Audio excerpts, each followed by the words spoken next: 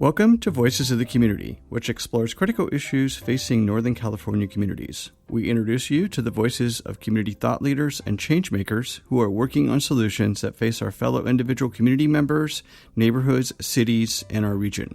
This is George Koster, your host. This episode is part of our series exploring COVID-19's impact on nonprofits and small businesses in San Francisco.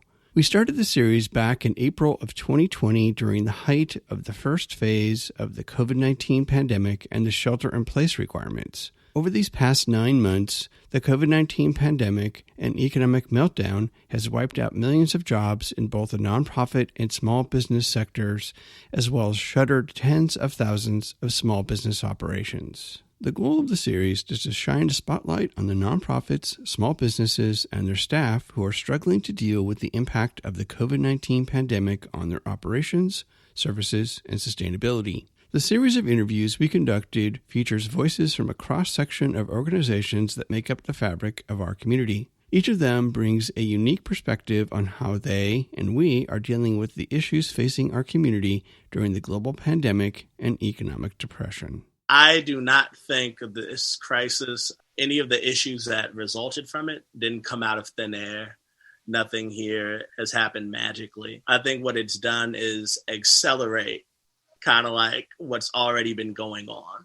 And I think the pandemic shows it. Some people experiencing homelessness and poverty in this city are already very isolated individuals, and I think the pandemic kind of highlights it more. I also think that it highlights how arbitrary the way we do certain things as a community are. People don't need to be on the streets. In this episode, our featured voices are Charles Lerner, the Executive Director, and Demaree Miller, the Program Manager of At the Crossroads. During the COVID-19 pandemic, At the Crossroads staff continues to meet youth where they are, living on the streets of San Francisco. The At the Crossroads humanistic one-on-one approach is all about building long-term relationships with youth to help them move off the street and secure the long-term wraparound services they want. I'm joined remotely via Zoom by Charles Lerner, the Executive Director, and Demaree Miller, the Program Manager of At the Crossroads.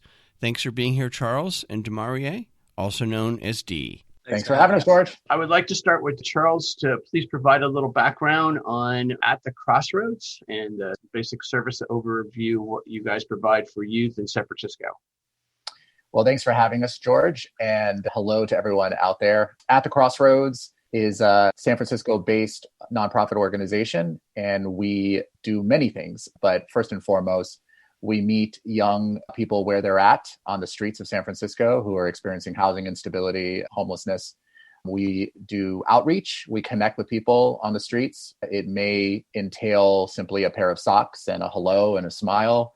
And for those who are interested in more intensive services or support, we also provide counseling and case management to youth and young adults around goal achievement, advocacy, helping them attend meetings if they're trying to secure housing or other types of services. And there's a couple of unique things about our model. One is that we tend to connect with young adults in their late teens into their 20s, but we have a long-term model of support. So we will continue to work with youth and young adults well into their 30s. And we also have an approach to working with youth and young adults that includes really an unconditional, non-judgmental approach, which basically means that clients really direct us, we follow their lead, and we meet them where they're at. If maybe they're making decisions or doing things in their lives that may not be the healthiest things from other people's perspectives, that does not preclude us from continuing to support them. Thank you for the overview. Dee, since you're the program manager and you're operating these programs, would you please walk the audience through how you help your clients secure resources? Yeah, definitely. So to kind of piggyback off what Charles said, we do outreach several nights a week in the Tenderloin, and we distribute hygiene and food supplies to the community at large.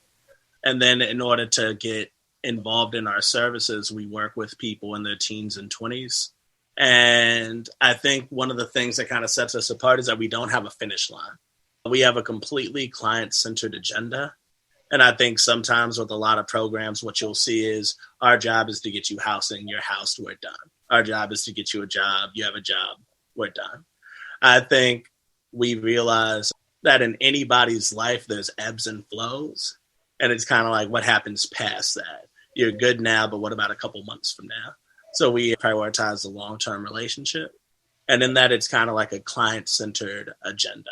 So we work with people and they tell us what they want.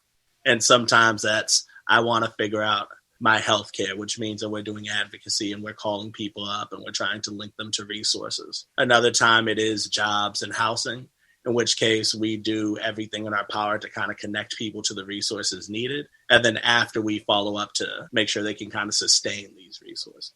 Thank you. I would like to turn back to you, Charles. So here we are 9 months in with COVID. Can you tell us how it's really impacted? I mean, especially to Dee's point, you're actually out talking to people, especially in the Tenderloin, which has been hit really hard with the pandemic. So how has COVID-19 really impacted your operations and your outreach? And what do you see out there in the way of more support? There are hundreds, actually thousands of nonprofits in San Francisco and the Bay Area. And I think it's important as a nonprofit to really have a mission and do your work in a way that differentiates you from other organizations, right? And what I think is so unique about ATC, as I mentioned earlier, is just how relational we are and how we do our work with a very high level of, I think, humanity through a very humanistic sort of lens, which is that every human being deserves compassion, deserves acceptance, deserves someone to be in their corner and support them.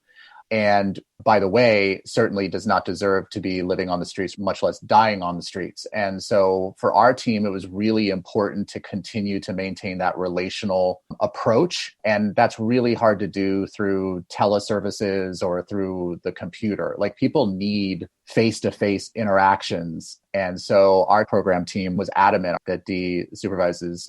I think even as the executive director of this organization, I wouldn't have been able to convince them to pull back more than, which I'm sure Dee will talk about in a minute, in terms of some of the restrictions that we put on our services.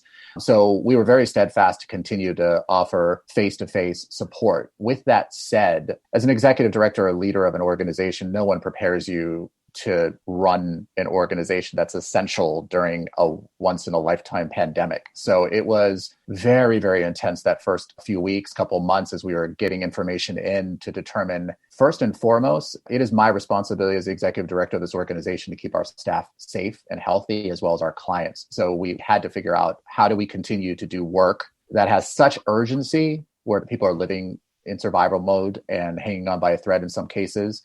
How do we continue to do that work while also making sure our staff stays healthy? And I am excited to report, knock on wood, that we've been able to maintain that balance now for 9 months. Charles, what would you say over the years that At the Crossroads has been in operations has been one of the largest impacts that you've had on outreach to our youth population that is finding themselves unhoused, living on the street? I know that you're part of an effort by Mayor Bree to try to eliminate youth living on the street, which is extraordinarily difficult because over the decades, we keep giving lots of lip service to that, but we don't build the facilities. We don't provide all of the wraparound support services. So swimming upstream, what do you feel like has been your biggest impact?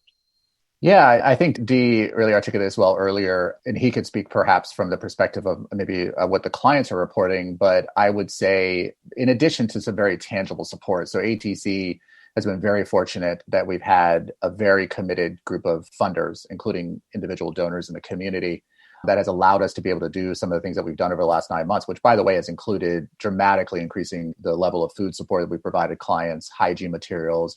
We were providing one-page information to clients early on during the pandemic when some of our clients didn't actually know what was going on. We were very early on offering masks and hand sanitizer, in addition to doing the work that we typically do.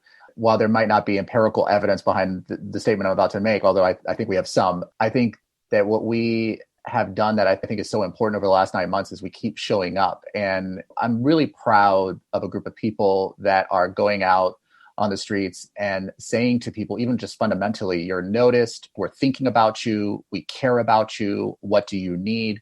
And we consistently show up on the streets multiple evenings every week, and we have for 22 years. So I think that first and foremost is the value that we have always added, and that has been especially important over the last 9 months. Yeah, and I'd like to piggyback off what Charles said. Consistency is really one of the most important things I think we bring to the work. We're working with people who have a fundamental distrust of systems, who have been told no throughout their lives, and who on a daily basis face innumerable barriers. And I think the fact that we're able to be out there consistently, especially through the pandemic, we were able to kind of rally our supporters and rally our team without a drop off in our services is really that thing, because the consistency allows people to feel safe, and it allows people who may not actually have faith in systems to actually go out on a limb and trust us. I would say that's like the most valuable thing we have, our community's trust. And furthermore, Charles mentioned it, we've also been able to just ramp up our material support in general, in terms of hygiene, literature on the virus itself, and just food and financial support. We've been able to jump that to a degree to where people can consistently be fed and clothed, at least to the fullest extent that we're able to provide. Dee, could you share with the audience perhaps one of your favorite stories interacting with one of our youth members living out in the open? I was thinking about this actually the other day, a lot of the things we've seen. And I was thinking about the pandemic and particularly the election that we've recently had. And I feel there's so much global implication. I feel that on a macro level, everyone's feeling pulled, everyone's feeling stressed. And I think there's actually been a beauty to be found in the field work. With kind of all these big things going on, it's really nice to be able to talk to people on an individual concept level, where they're people as opposed to concepts even. I personally worked with people for 4 years, almost as long as I've been with the organization, and they have not been able to get housing, and things just kept falling through for them. And actually, during this pandemic, we were able to get them a place, and they're both in the most stable place they've ever been in their lives. And that's kind of been a shining light for me in the middle of everything being as hectic and messy and chaotic as it's been. Thank you. Charles, turning back to you, people listening and watching this, how can they help at the Crossroads? Do you have a special COVID campaign out there? We're coming into our fourth quarter. Have a special holiday campaign that you're going to roll out? There's certainly multiple ways that people can get involved. The first thing I would just say is if people are passionate about, and at the Crossroads, while we're working with young adults who are experiencing homelessness, housing instability, and we may meet them in the Tenderloin in the city, the reality is that we work with so many other sort of quote unquote social issues, right? I mean, homelessness is really the symptom of so many other things that we are working on a daily basis: mental health, substance use, poverty, institutional racism, and oppression. I mean, there's just so many issues that if you're engaged with At the Crossroads, you're touching in some respect. So I would tell people first and foremost to go to our website, atthecrossroads.org. You would like our Facebook page and just stay engaged. That's the first thing I would ask for people to do. And then if you stay engaged and you're on our Facebook and you're on our website, you'll see some upcoming initiatives, a campaign called A Great City Would Do Better. We are launching right around the time of this show, which I expect to be somewhat evocative. And we want it to be evocative, and we really want it to be an indictment, not on the city of San Francisco government, but really all of us as a city and as a region. We have to do better. I realize people are frustrated, and there are a tremendous amount of resources that are being put into the issue of homelessness. And certainly we don't have time to discuss it during the show, but I'll say that there has to be a better way. There has to be a better strategy. Quite frankly, all the money that we're spending, we probably could pay for everybody's rent that's experiencing homelessness. So I know that's a simplistic way of putting this, but I don't think we're getting the ROI that we need to be getting in response to all the resources that are being put in place. So you'll see that campaign. And of course, like every nonprofit, we're going to have an end of the year campaign that we're going to launch here at the beginning of December. So of course, if people want to contribute, you know that when you contribute to At the Crossroads, that is leading to either a food box for clients, hygiene materials. It's leading to people connecting with these young people in a very human way that is really about dignity and about compassion and kindness. And so I just say to people, we don't expect for you to be hitting the streets of San Francisco to show that you care. You can do that through an organization like At the Crossroads. So we're really looking to mobilize a community of people who will stay with us and persist with us as we contribute to bigger solutions that will ultimately move the needle on this issue that it hasn't happened as much as it should. Final question for both of you. I'll start with you, Dee. What do you see as some positive things that could come out of the pandemic and this crisis to support our youth and families? I'm a huge believer in common sense, and I do not think of this crisis, any of the issues that resulted from it didn't come out of thin air. Nothing here has happened magically. I think what it's done is accelerate kind of like what's already been going on. And I think the pandemic shows it. Some people experiencing homelessness and poverty in this city are already very isolated individuals. And I think the pandemic kind of highlights it more. I also think that it highlights how arbitrary the way we do certain things as a community are. People don't need to be on the streets. People don't need to be sick.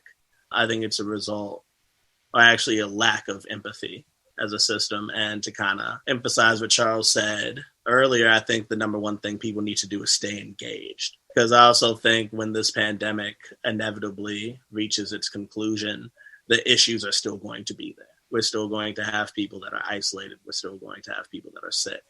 And I hope that we can take some of this momentum, and more than anything, it's evidence that we're all very connected, that we're all one entity. And I hope that we kind of keep those lessons and we realize we're only as strong as our most vulnerable. Charles, same question for you. Yeah, I don't think I can articulate a response better than the one that Dee just made.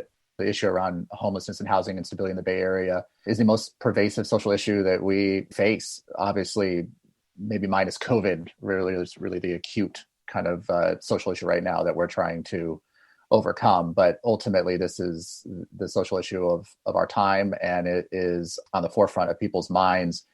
I do think that chronic homelessness, there's a solution to it. And I do believe that if we create the right strategy, bring the right people to the table with the right approach, and we persist together, I think that we can eliminate chronic homelessness. Homelessness, it can be acute, short-term, but we got to get people off the streets, and we have to get them off the streets permanently. So this is a solvable problem, contrary to perhaps how it feels to people.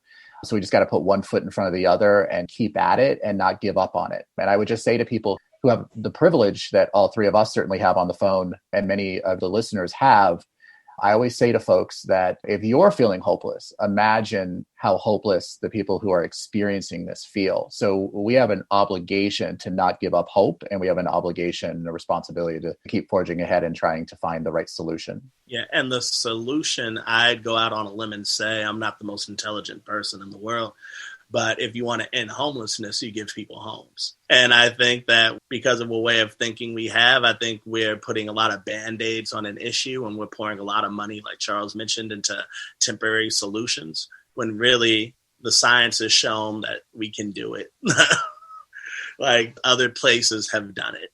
You give people homes, and I think we have to stop assuming that there's flaws in individuals as opposed to they just need resources like the rest of us. Thank you, Charles and Dee, for sharing all of the really wonderful work at the Crossroads. I'm going to make sure that all of the listeners and viewers have your contact information, website, social media, so they can continue to follow At the Crossroads and get engaged in and support your work, even if it's remotely, it's from afar. But to your point, you don't have to walk the street and help, but you can help by helping other people and enabling Dee's team to reach out to the unhoused youth in our communities. I really appreciate everything you guys do. Thanks, Charles. That's it for this episode of Voices of the Community. We just finished listening to the voices of Charles Lerner, the Executive Director, and Demaree Miller, the Program Manager of At the Crossroads. In San Francisco's 2019 homeless residents count, there were an estimated 8,000 people experiencing homelessness. Of the 8,000, 1,200 are transitional age youth, ages 18 to 24.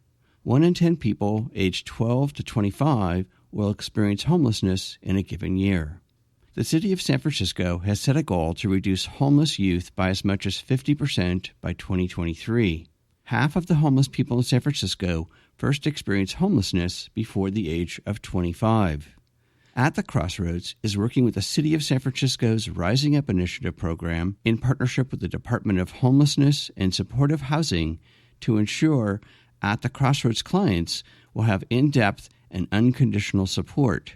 The Rising Up Initiative plans to serve 500 transitional age youth who are unhoused and to prevent another 450 young people who are at risk of becoming homeless. To find out more about At the Crossroads, go to atthecrossroads.org.